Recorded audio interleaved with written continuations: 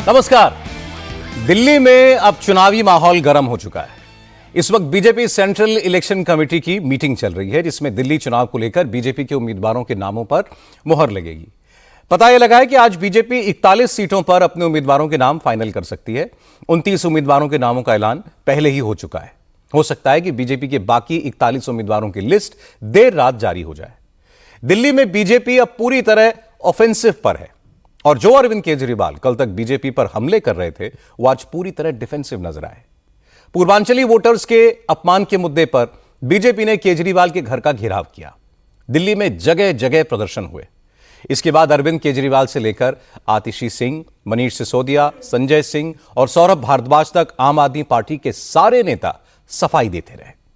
हालांकि आम आदमी पार्टी के नेताओं ने भी बीजेपी के नैरेटिव को काउंटर करने की कोशिश की। खुद अरविंद केजरीवाल ने दिल्ली में कानून व्यवस्था का मुद्दा उठाकर होम मिनिस्टर अमित शाह से सवाल पूछे। आतिशी ने कहा कि गाली गलौज करने वाले रमेश बिधूड़ी बीजेपी की तरफ से मुख्यमंत्री पद के उम्मीदवार होंगे। हालांकि आज कांग्रेस के नेताओं ने दावा किया कि इस बार के चुनाव में अरविंद केजरीवाल को अब पार्टी की नहीं, अपनी सीट की चिंता है। केजरीवाल या तो सीट बदल सकते हैं या फिर नई दिल्ली के अलावा किसी दूसरी सीट से भी पर्चा भर सकते हैं। अब इस दावे में कितनी हकीकत है और क्या पूर्वांचलियों के अपमान का मुद्दा दिल्ली के सियासी समीकरण बदल सकता है, इस पर चर्चा करेंगे आज की बात में। सबसे पहले आपको दिखाता हूं बीजेपी ने आज अरविंद केजरीवाल की गलती को कैसे इतना बड़ा इशू बना दिया। आज सुबह से ही बीजेपी के कार्यकर्ता सड़क पर थे। सबके हाथों में केजरीवाल के खिलाफ नारों वाले पोस्टर थे। केजरीवाल के खिलाफ नारे लग रहे थे। बीजेपी के कार्यकर्ता केजरीवाल के घर का घेराव करने के लिए आगे बढ़ रहे थे। असल में कल अरविंद केजरीवाल वोटर लिस्ट में गड़बड़ी की शिकायत लेकर चुनाव आयोग के दफ्तर से बाहर निकले तो आरोप लगाया कि बीजेपी यूपी और बिहार के लोगों को लाकर फर्जी वोट बनवा रही है। बीजेपी ने केजरीवाल के इस बयान को चुनावी इशू बना दिया, पूर्वांचली समाज के अपमान से जोड़ दिया। पूर्वांचल के लोगों के साथ बीजेपी दफ्तर से केजरीवाल के घर तक मार्च निकाला। प्रोटेस्ट को पूर्वांचल सम्मान मार्च का नाम दिया गया। क्योंकि प्रदर्शनकारी केजरीवाल के घर तक जाना चाहते थे, इसलिए पुलिस ने पहले से ही सुरक्षा के इंतजाम कर रखे थे। लेकिन प्रदर्शनकारियों ने बैरिकेडिंग को गिराकर आगे बढ़ने की कोशिश की।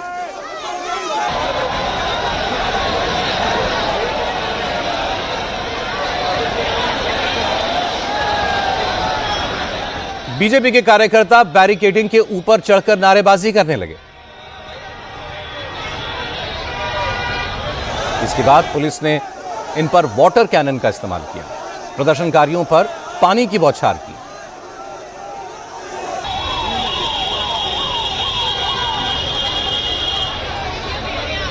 इस प्रोटेस्ट में शामिल सैकड़ों प्रोटेस्टर्स को हिरासत में ले लिया गया। प्रदर्शन में शामिल पूर्वांचल के लोगों ने कहा कि केजरीवाल ने पहले भी पूर्वांचलियों का अपमान किया है, इसलिए अब चुनाव में पूर्वांचल के लोग मिलकर आम आदमी पार्टी को सबक सिखाएंगे। ये जारी रहेगा पूर्वांचलियों के सम्मान के लिए और इस चुनाव में उसको पूर्वांचली ने ईंट का जवाब पत्थर से देके और इसको चुनाव में हरा के केजरीवाल के जो बीमारी उसको खत्म कर देंगे। जो पूर्वांचल का अपमान करेगा वो चूर चूर हो जाएगा।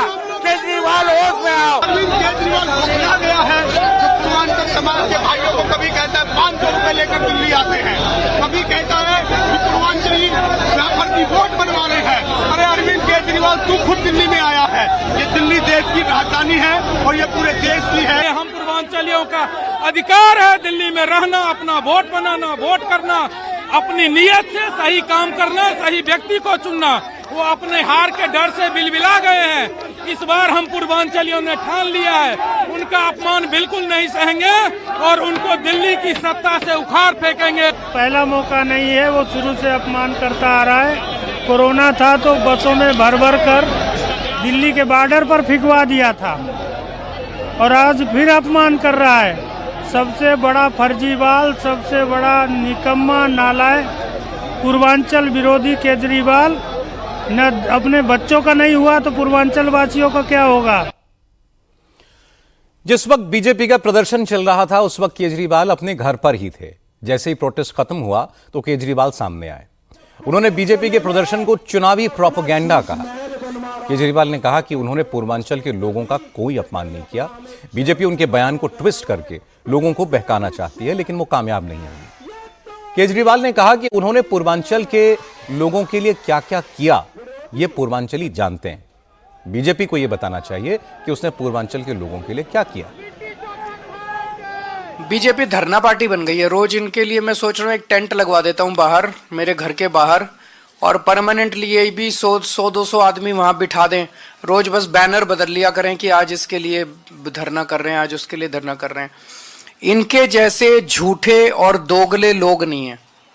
कल मैं इलेक्शन कमीशन किस लिए गया था? इलेक्शन कमीशन इसलिए गया था, इलेक्शन कमीशन से ये शिकायत करने कि रोहिंग्या का बहाना बना के पूरी दिल्ली के अंदर भारतीय जनता पार्टी पूर्वांचलियों के और दलितों के वोट कटवा रही है। ये खुद ही जेपी नड्डा साहब ने संसद के अंदर कबूल किया था कि हम पूर्वांचली और दलितों के वोट कटवा रहे हैं।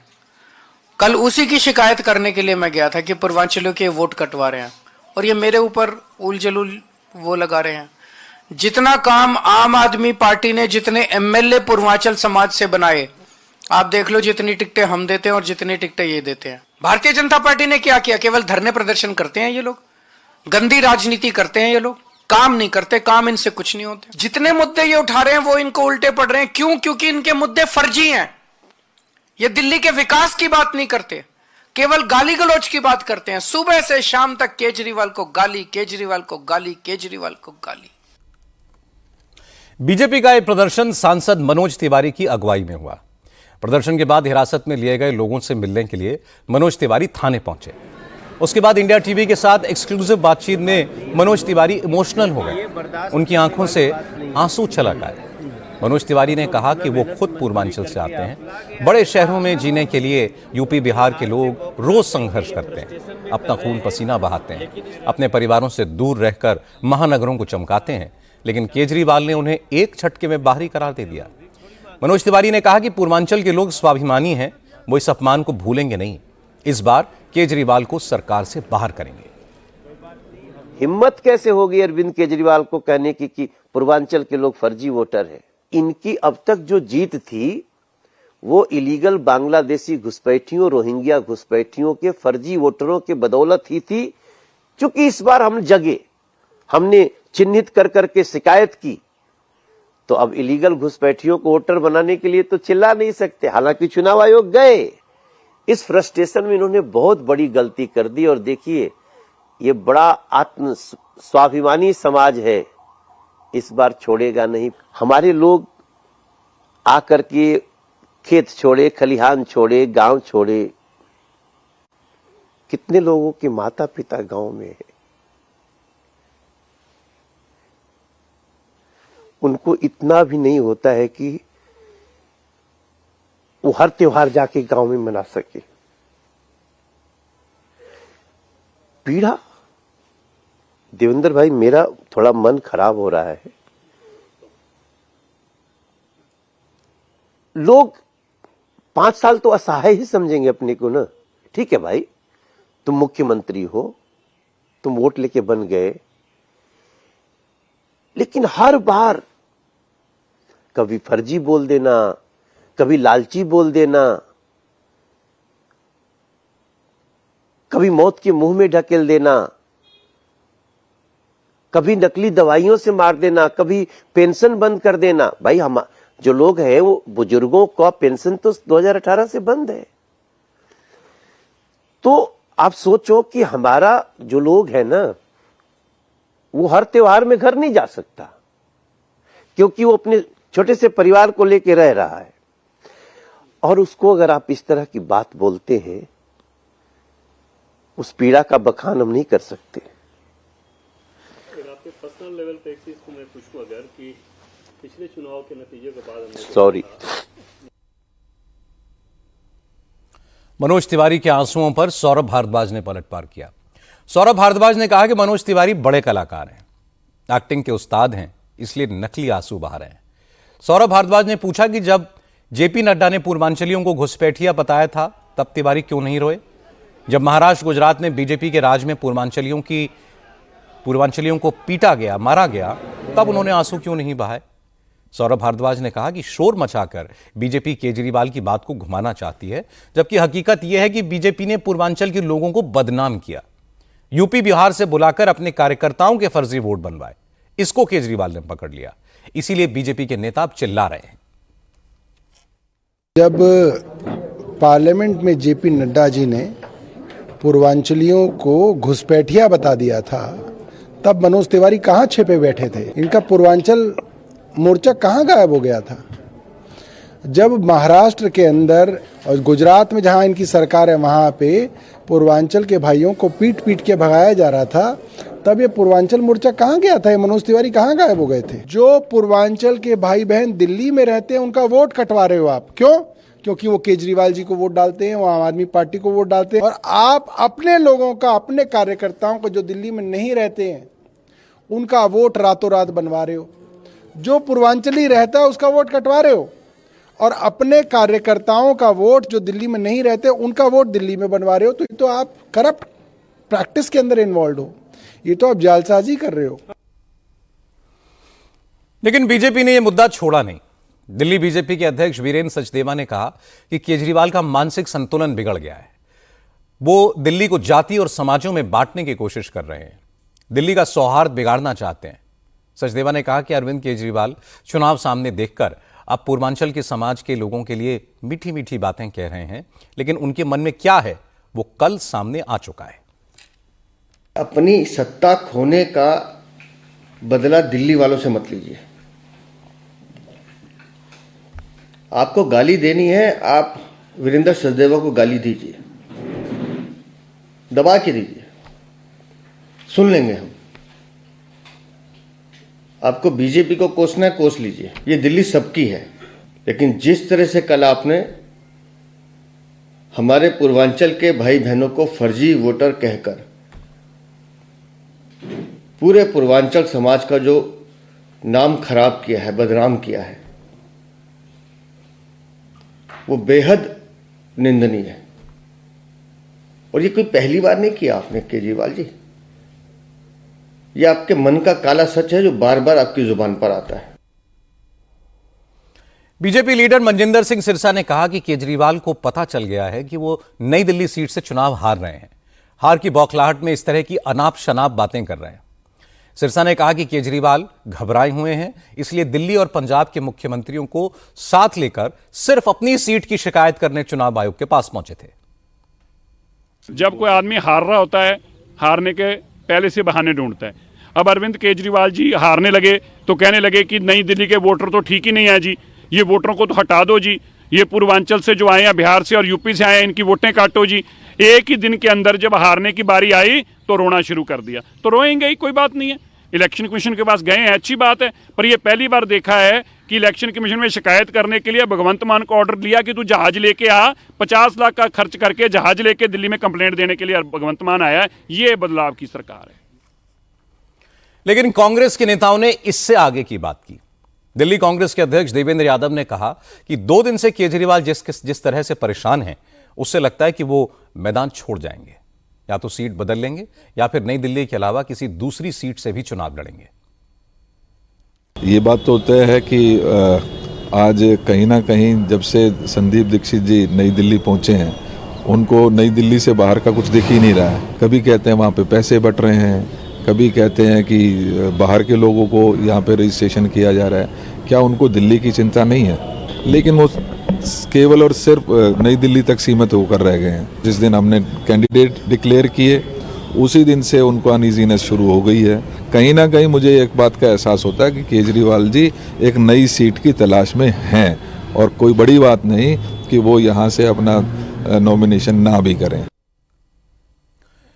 इंटरेस्टिंग बात यह है कि चुनाव दिल्ली में है, केजरीवाल ने बयान दिल्ली में दिया, लेकिन उनके बयान की गूंज लखनऊ और पटना तक सुनाई दी। यूपी और बिहार के नेताओं ने भी इस पर रिएक्ट किया। पटना में भी केजरीवाल के खिलाफ प्रोटेस्ट हुआ। पटना के इनकम टैक्स चौराहे पर बीजेपी की यूथ विंग ने अरविंद केजरीवाल का पुतला फूंका। इसके बाद बीजेपी और एनडीए के नेताओं ने केजरीवाल को निशाने कर लिया। मोदी सरकार में मंत्री चिराग पासवान ने यूपी बिहार के लोगों के अपमान पर केजरीवाल को घेरा। इसके बाद केंद्रीय मंत्री गिरिराज सिंह ने कहा कि पूर्वांचलियों को फर्जी कहने वाले केजरीवाल खुद फर्जी हैं।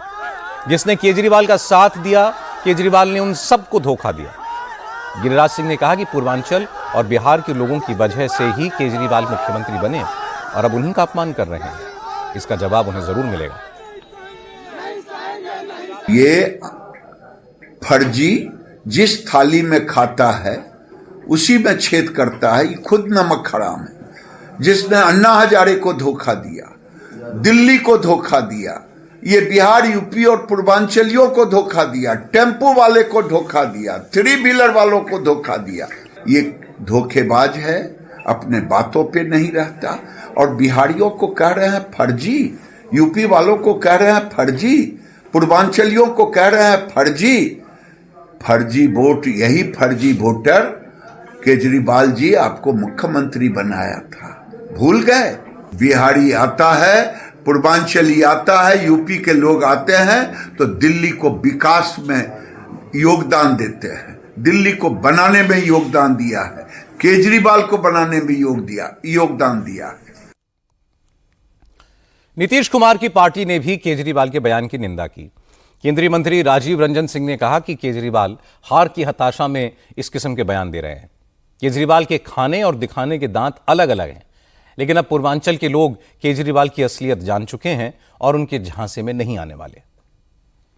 दिल्ली कोई अरविंद केजरीवाल जी की जागीर नहीं है। दिल्ली इस देश की राजधानी है। एक तरफ तो जब नड्डा साहब कहते हैं, रोहिंग्या का सवाल उठाते हैं, तो उसके साथ पूर्वांचली को जोड़ते हैं, और दूसरी तरफ बिहार और उत्तर प्रदेश के लोगों के बारे में अपमानजनक, अपमानित करने वाला बयान वो देते हैं। उन्होंने कहा था कि बिहार के लोग 500 रुपए का टिकट कटाते हैं और दिल्ली में आके 5 लाख का इलाज करा के चले जाते हैं। और जब कोरोना काल था तो लगभग लाखों लोग जो बिहार और उत्तर प्रदेश के थे, उनको सबको ले जाके नोएडा के बॉर्डर पर उन्होंने छोड़ दिया। ये साफ दर्शाता है कि वो, उनका कोई पूर्वांचल से कोई मतलब नहीं है। उनके 2 दांत है, एक खाने वाला और एक दिखाने वाला।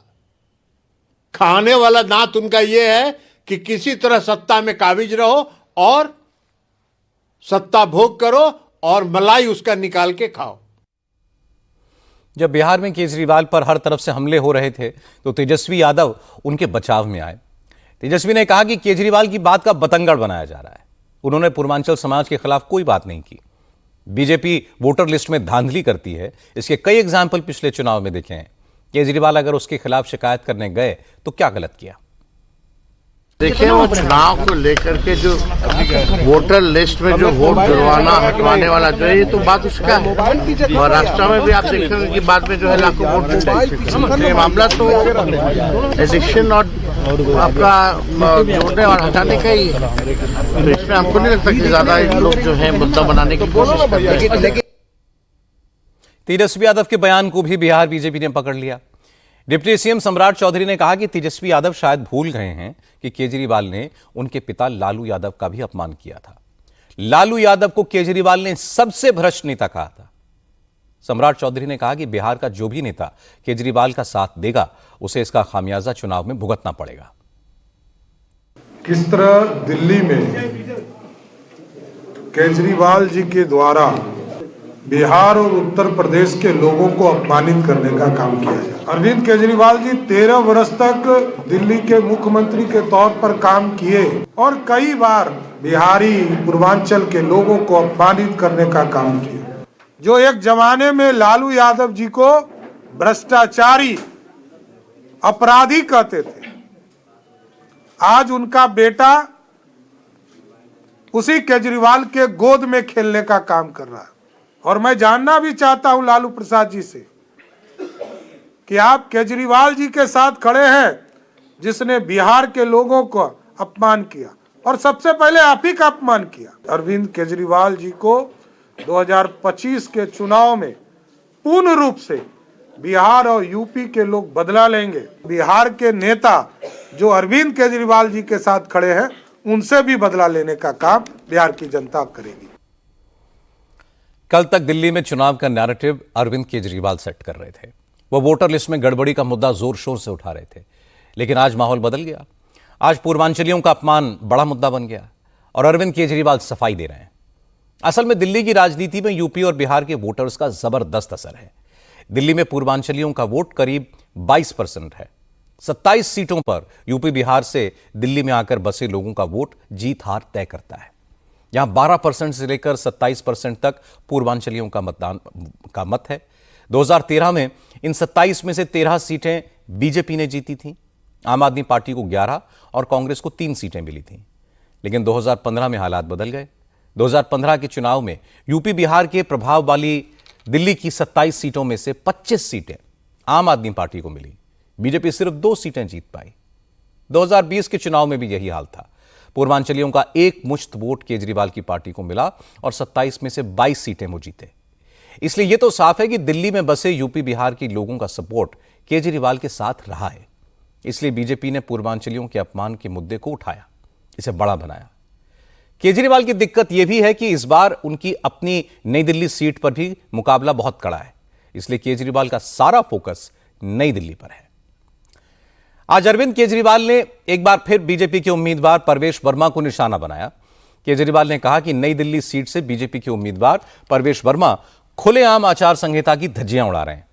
पहले महिलाओं को पैसे बांटे, फिर नौजवानों के लिए जॉब फेयर लगाने का ऐलान किया और अब लोगों के बीच में बेडशीट बांट रहे हैं। केजरीवाल ने कहा कि परवेश वर्मा वोटरों को खरीदने की कोशिश कर रहे हैं और चुनाव आयोग को कुछ दिखाई ही नहीं दे रहा है। इसके बाद संजय सिंह और सौरभ भारद्वाज भी आगे आए। उन्होंने परवेश वर्मा पर एक नया इल्जाम लगा दिया। संजय सिंह ने कहा कि परवेश वर्मा ने तो महिलाओं को बांटे गए पैसे में भी घोटाला कर दिया। बीजेपी हाईकमान ने हर वोटर को देने के लिए परवेश वर्मा को 10,000 रुपए दिए थे, लेकिन उन्होंने महिलाओं को सिर्फ 1,100 रुपए दिए, 9,000 रुपए खुद खा गए। गाली गलौज पार्टी के कुछ नेताओं ने दिल्ली के अंदर 1,100 रुपए वोट खरीदने के लिए बांटे।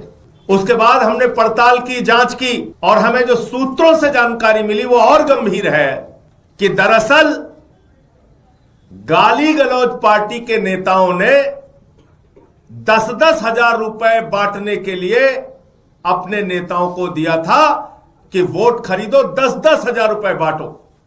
अब इनके नेताओं ने सोचा कि चुनाव तो हारना ही है, तो बेहतर है चुनाव में पैसे ही कमा लो। बोले 9,000 जेब में रखो और 1,100 रुपए बांट दो। मैं इनके नेताओं से पूछना चाहता हूं कि इस बात की सच्चाई दिल्ली की और देश की जनता के सामने उजागर करें।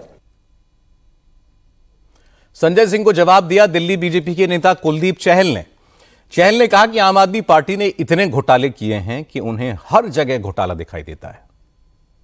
संजय सिंह जी, जिनको उनकी खुद की पार्टी में जब कोविड का टाइम था, जब भी उन्होंने कई दलाली और भ्रष्टाचार नहीं करे, तो जो रात से दिन से पंजाब से लेकर दिल्ली तक दलाली और भ्रष्टाचार ढूंढते हैं, मैं ओपनली कह रहा हूं, अगर गलत हो तो मानहानि का मुकदमा कर दें, तो आज उनको बाकी चीजों में भ्रष्टाचार दिख रहा है, क्योंकि उनके मुख्यमंत्री पूर्व दिल्ली में आज चुनाव हारते दिख रहे हैं, तो बार बार इधर उधर भाग रहे हैं।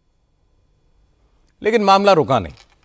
सौरभ भारद्वाज ने कहा कि बीजेपी आम आदमी पार्टी पर करप्शन का आरोप लगाती है, लेकिन उनकी ही पार्टी में डबल लेयर करप्शन हो रहा है। वोट खरीदने के लिए पैसे बांटना भ्रष्टाचार है, लेकिन उस पैसे को बांटने में भी भ्रष्टाचार है। वोट खरीदने के लिए पैसे देना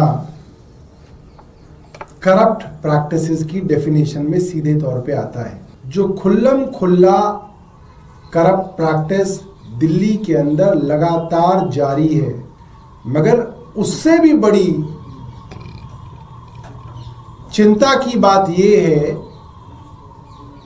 कि यह भी अब बात कही जा रही है कि करप्शन के अंदर भी करप्शन किया जा रहा है। सिर्फ यह भ्रष्टाचार नहीं है कि 1,100 रुपए दिया जा रहा है, इसमें भी भ्रष्टाचार दिया जा रहा है कि पैसा 10,000 आ रहा है और दिया 1,000 रुपए जा रहा है, 9,000 रुपए जेब में जा रहा है। जब आम आदमी पार्टी के हमले बढ़े तो परवेश वर्मा ने भी अपनी बात कही। इंडिया टीवी से एक्सक्लूसिव बातचीत में परवेश वर्मा ने कहा कि नई दिल्ली इलाके में केजरीवाल ने कोई काम नहीं किया। उन्होंने अपने एनजीओ के जरिए आचार संहिता लगने से पहले गरीब महिलाओं की मदद की। परवेश वर्मा ने कहा कि अपने सोर्सेस का इस्तेमाल करके उन्होंने नौजवानों को नौकरी दिलाने की कोशिश की। इस अच्छे काम से अरविंद केजरीवाल को ऐतराज क्यों है? यहाँ की लाडली माताओं बहनों को जो उनको मंथली पेंशन होनी चाहिए, जो उनको मंथली सहायता होनी चाहिए, वो मैंने देने का काम किया। हाँ, मैंने देने का काम किया, मेरी संस्था के देने से, और मैंने अकाउंट से देने का काम किया। दूसरा काम, 11 साल में नई दिल्ली विधानसभा में एक भी युवा को कोई भी रोजगार नहीं दे पाए अरविंद केजरीवाल। मैंने यहाँ के युवाओं को कहा कि मैं आपको रोजगार दूंगा, तो वो मेरे खिलाफ में इलेक्शन कमीशन पहुँच गई कि ये सारे युवाओं को रोजगार क्यों दे रहा है। मैं कोई अपनी कंपनी में तो नौकरी नहीं दे रहा हूँ। मैंने कंपनियों से बात करी, वो केवल उनका इंटरव्यू लेंगे, अगर उनको अच्छा लगेगा तो उनको जॉब देंगे। इसमें भी केजरीवाल को शिकायत है। मतलब मैं अगर यहाँ के युवाओं को रोजगार दूं तो वो मुझे नहीं देने दे रहे अरविंद केजरीवाल। मैं यहाँ की माताओं बहनों का सम्मान करूं तो अरविंद केजरीवाल मुझे रोक रहे हैं। ये बात नहीं मैं समझ पा रहा हूं। इस बार अरविंद केजरीवाल टेंशन में तो हैं। नई दिल्ली की सीट पर वो बुरी तरीके से घिर गए। एक तो वोटर लिस्ट की टेंशन है, दूसरी तरफ बीजेपी ने परवेश वर्मा और कांग्रेस ने संदीप दीक्षित जैसे मजबूत उम्मीदवार उतारे हैं। जो केजरीवाल अब तक दूसरों पर इल्जाम लगाकर भाग जाते थे, अब उन्हें खुद जवाब देने हैं।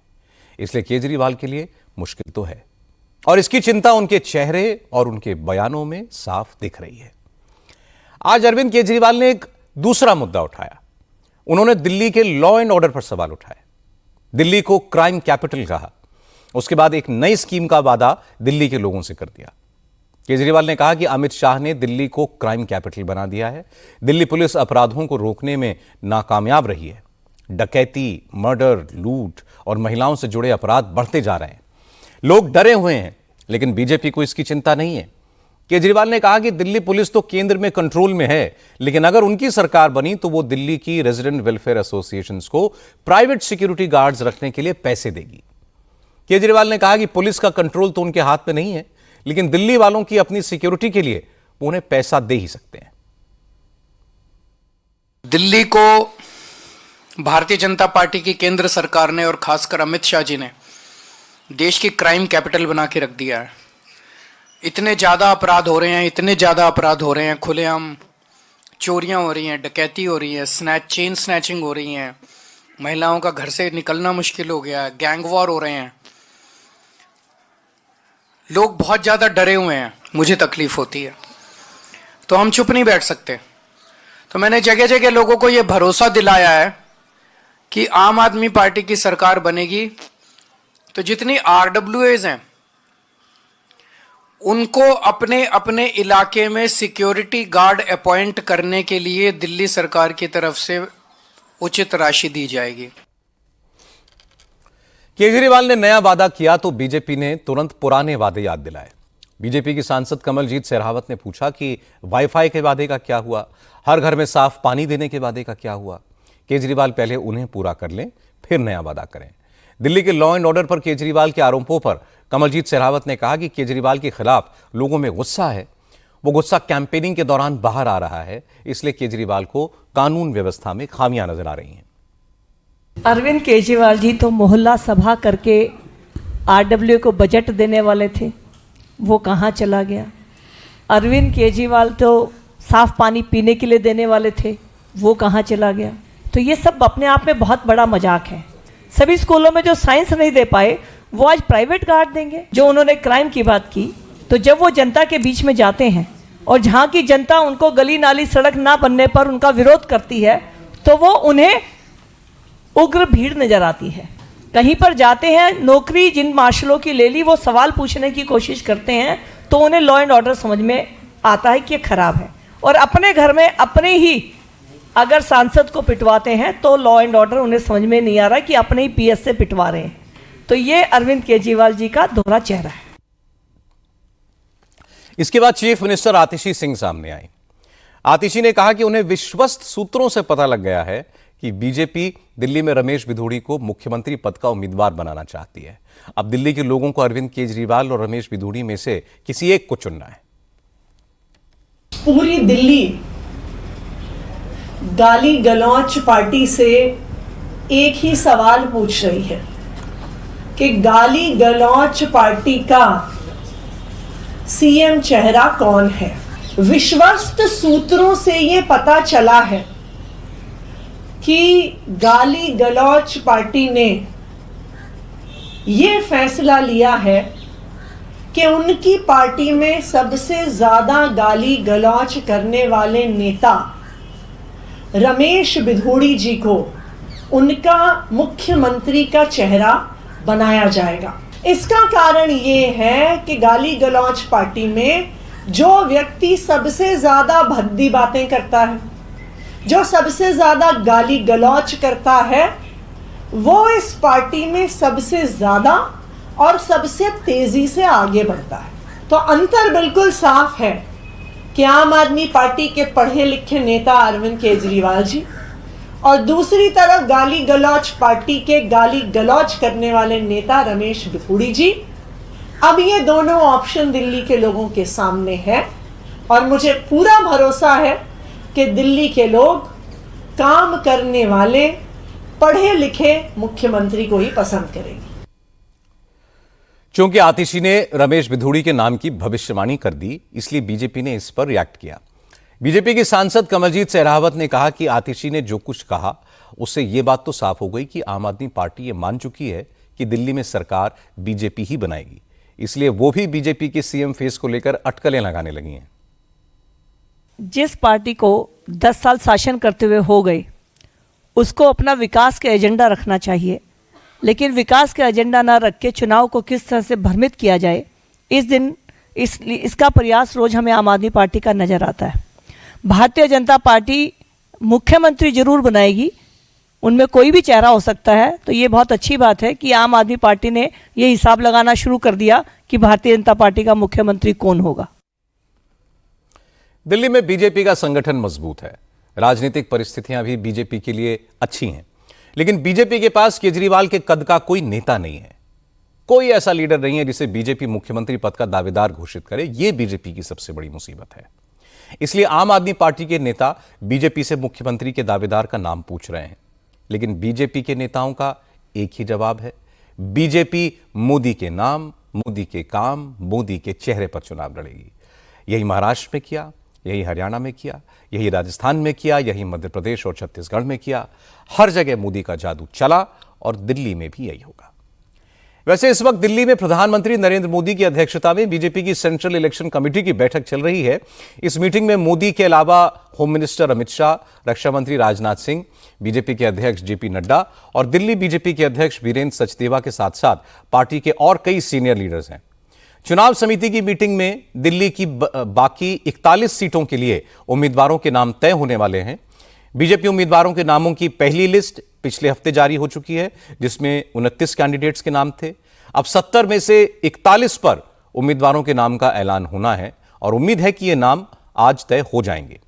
हो सकता है आज देर रात या कल सुबह बीजेपी के बाकी सभी उम्मीदवारों के नामों की लिस्ट जारी हो जाए।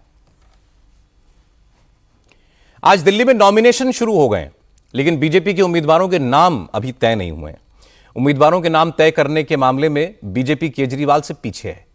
केजरीवाल ने 3 हफ्ते पहले सभी सीटों पर कैंडिडेट तय कर दिए थे। केजरीवाल ने 20 से ज्यादा अपने सिटिंग एमएलएस के टिकट काटे भी हैं, लेकिन उनकी पार्टी में बड़े पैमाने पर कोई बगावत नहीं दिखाई दी। यह बड़ी बात है। अब कल तक बीजेपी की पूरी लिस्ट सामने आ जाएगी। इसके बाद दिल्ली के चुनाव की असल जंग शुरू होगी। आगे बढ़ते हैं, बात करते हैं प्रयागराज में शुरू होने वाले महाकुंभ की। आज यूपी के मुख्यमंत्री योगी आदित्यनाथ दिल्ली पहुंचे। प्रधानमंत्री नरेंद्र मोदी से मिलकर प्रयागराज में होने वाले महाकुंभ में उन्हें शामिल होने के लिए न्योता दिया। योगी ने प्रधानमंत्री को महाकुंभ के निमंत्रण के साथ एक कलश भी भेंट किया। महाकुंभ की शुरुआत 13 जनवरी को हो रही है, जो 26 फरवरी तक चलेगा और इस दौरान देश दुनिया के तमाम जाने माने लोग, बड़ी बड़ी हस्तियां, साधु संत और करोड़ों श्रद्धालु महाकुंभ में आएंगे, संगम में स्नान करेंगे, कल्पवास भी करेंगे। प्रधानमंत्री मोदी भी महाकुंभ में जाएंगे, लेकिन किस दिन जाएंगे यह अभी तय नहीं है। इससे पहले आज दिन में मुख्यमंत्री योगी आदित्यनाथ प्रयागराज में ही थे। योगी आदित्यनाथ ने महाकुंभ नगर में तैयारियों का जायजा लिया और कुंभ मेले के दौरान यहां आने वाले करोड़ों श्रद्धालुओं के लिए कई जरूरी सुविधाओं की शुरुआत की। योगी ने आज महाकुंभ के लिए 100 स्पेशल शटल बसों को हरी झंडी दिखाई। इसके साथ साथ अटल सेवा नाम से इलेक्ट्रिक बसेस को भी फ्लैग ऑफ किया। इसके बाद Yogi Adityanath UP state pavilion के एग्जीबिशन में पहुंचे, जहां कुंभ के इतिहास से जुड़ी तमाम जानकारियां दी गई थी। इसके अलावा योगी आदित्यनाथ ने मां की रसोई का भी उद्घाटन किया, जिसमें गरीबों को सिर्फ 9 रुपए में पूरा खाना मिलेगा। योगी ने यहां पर इस कम्युनिटी किचन की रसोई भी देखी और खुद खाने की एक प्लेट उठाकर सामने मौजूद एक व्यक्ति को परोसा भी। योगी आदित्यनाथ ने आज प्रयागराज में पूर्व स्वतंत्रता सेनानी और समाज सेवी स्वर्गीय कमला बहुगुणा की प्रतिमा का भी अनावरण किया। इससे पहले उन्होंने आकाशवाणी का FM चैनल कुंभवाणी का भी शुभारंभ किया। उन्होंने कहा कि उन्हें उम्मीद है कि सनातन के इस सबसे बड़े महापर्व का संदेश महाकुंभ FM चैनल के जरिए दूर दूर तक पहुंचेगा। योगी ने कहा कि जो लोग समाज में जाति का जहर घोलने की कोशिश कर रहे हैं, उन्हें भी महाकुंभ में आकर सनातन की परंपराओं को देखना चाहिए, समझना चाहिए, क्योंकि कुंभ में जाति धर्म का कोई भेद नहीं होता। जो महाकुंभ है ये केवल एक आयोजन नहीं है, बल्कि सनातन गौरव और गर्व का एक महा आयोजन है, एक महासमागम है। जिसको सनातन धर्म के गौरव और गरिमा को देखना हो तो वह कुंभ का दर्शन करे, कुंभ में आकर के अवलोकन करे। जो लोग एक संकीर्ण दृष्टि से सनातन धर्म को देखते हैं, यहाँ पे आपस में सांप्रदायिक मतभेद है, भेदभाव है या छुआछूत और अस्पृश्यता के आधार पर समाज को बांटने का काम करते हैं, उन लोगों को आकर के देखना चाहिए कि यहाँ न पंथ का भेद है, न जाति का भेद है, न छुआछूत है, न कोई लिंग का भेद है। सभी पंथ और संप्रदाय एक साथ एक ही संगम पर स्नान करते हैं।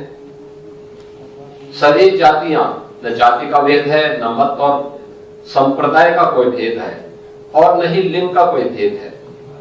सभी लोग एक जगह आकर के आस्था की डुबकी लगा करके प्रयागराज के माध्यम से उस संदेश को, सनातन गर्व के प्रति इस संदेश को पूरे देश और पूरी दुनिया तक लेके जाते हैं। योगी आदित्यनाथ ने जिस सनातन का जिक्र किया, उसकी पताका महाकुंभ में चारों तरफ लहरा रही है।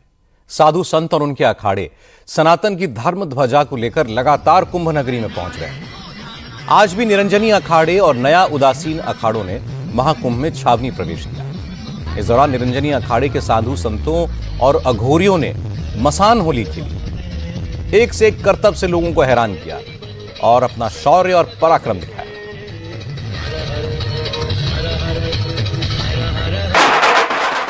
असल में आज निरंजनी अखाड़े के पीठाधीश्वर आचार्य महामंडलेश्वर स्वामी कैलाशानंद गिरी महाराज का छावनी प्रवेश था। कैलाशानंद गिरी ने हजारों साधु संतों और भक्तों के साथ एक बड़ा जुलूस निकाला और महाकुंभ नगर में धर्म ध्वजा की स्थापना की।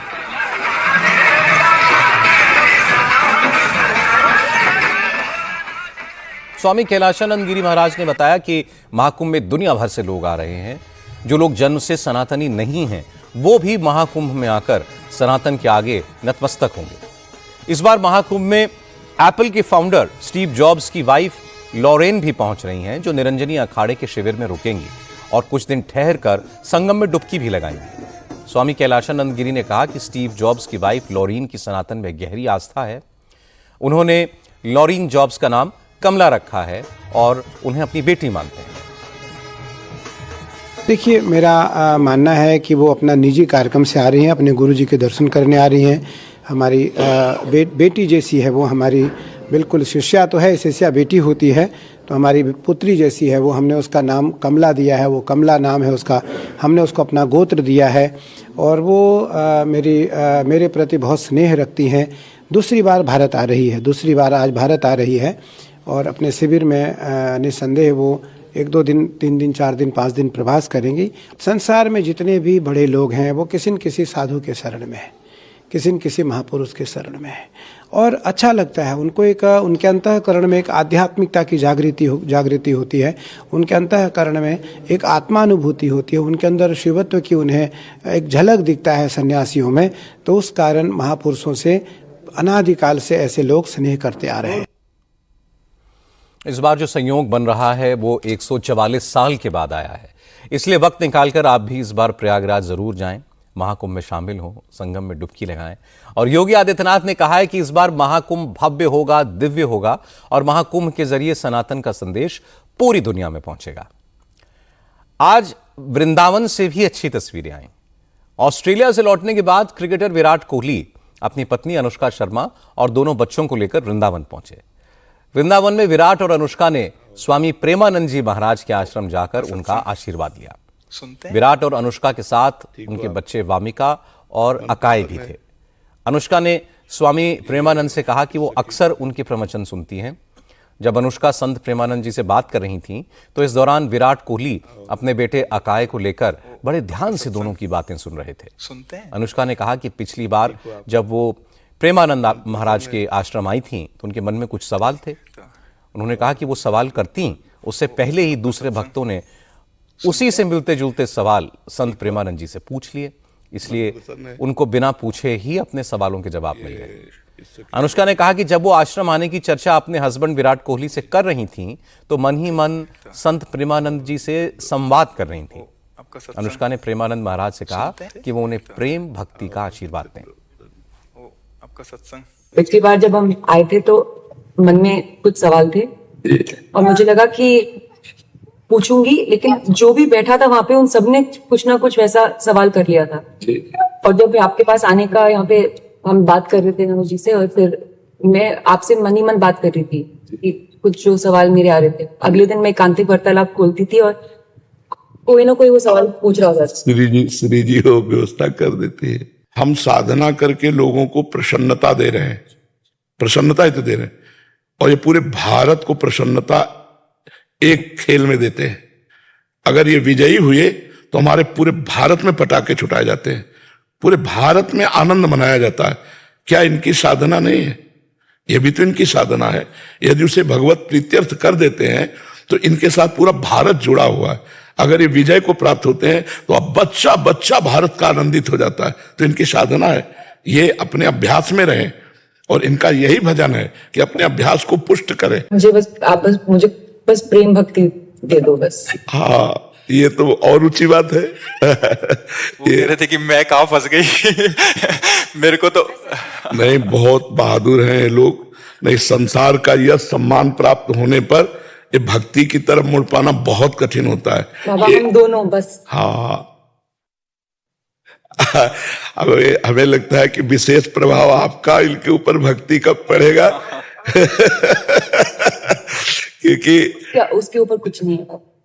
कुछ नहीं है उसके ऊपर, कुछ नहीं है। मैं कह रहे हैं कि भक्ति के ऊपर कुछ नहीं है। हाँ, ये बात, हाँ, भक्ति के ऊपर तो कुछ नहीं है। भगवान के भरोसे रहो, नाम जप करो और खूब प्रेम से रहो, खूब आनंद से रहो। विराट कोहली जितने अच्छे खिलाड़ी हैं, उतने ही बेहतर इंसान भी हैं। धर्म में उनकी आस्था है। वो पहले भी साधु संतों का आशीर्वाद लेने के लिए जाते रहे हैं। लेकिन नोट करने वाली बात यह है कि प्रेमानंद महाराज जी भी पूरी तरीके से अपडेट रहते हैं।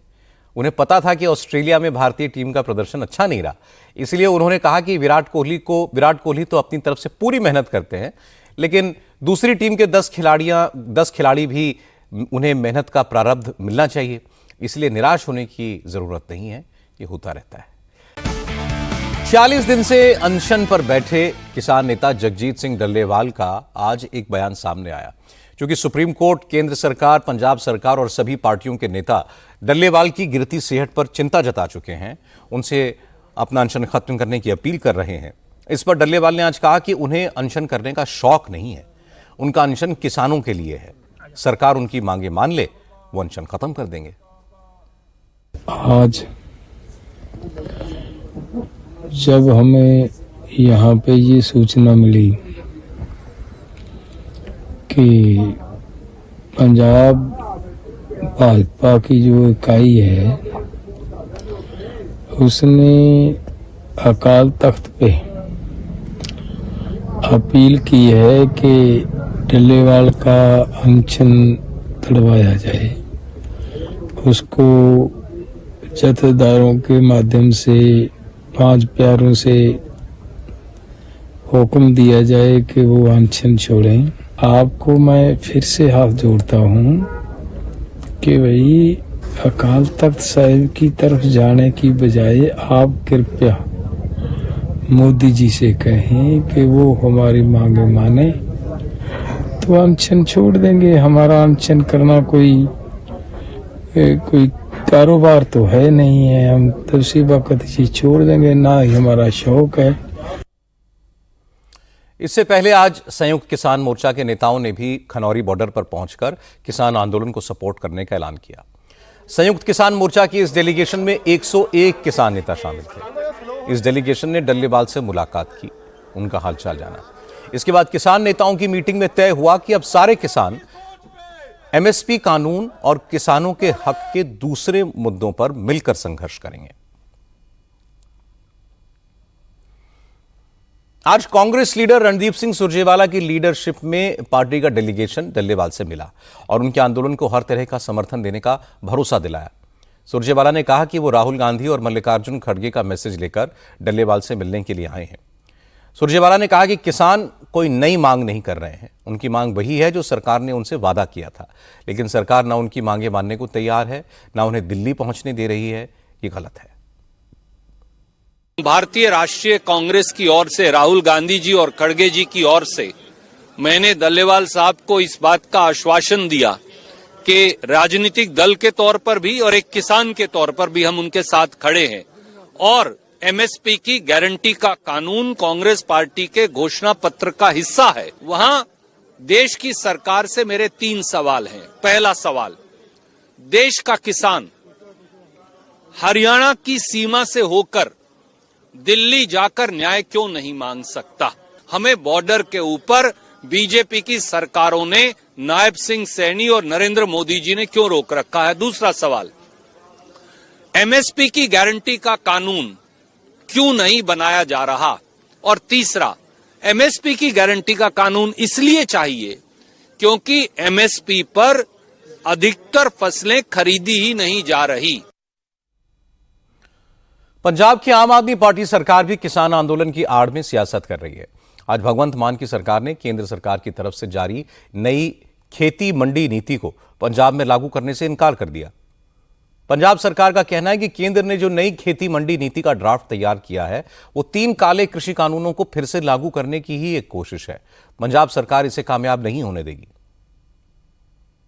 भारतीय जनता पार्टी ऐसे ऐसे कानून लेके आ रही है ताकि पंजाब के किसान को बड़े बड़े जो कारपोरेट हाउसेस हैं उनके हवाले किया जाए। मैं समझता हूँ ये भी एक वही है कि पंजाब के मंडीकरण को कैसे तहस नहस किया जाए और देश का जो मंडीकरण है उसको कैसे तहस नहस किया जाए, क्योंकि जब मंडीकरण तहस नहस होगा, जब देश में बना ढांचा तहस नहस हो जाएगा तो उसके बाद क्या होगा कि बड़े बड़े कारपोरेट जो हाउस हैं वो अपना मंडीकरण लेके आएंगी, वो प्राइवेट मंडीकरण होगा, तो उसके बाद वहां किसान की लूट होगी। सो एक यत्न है, तो इसका हम विरोध करते हैं, इसीलिए हमने उसको रद्द करके केंद्र सरकार के पास भेजा है।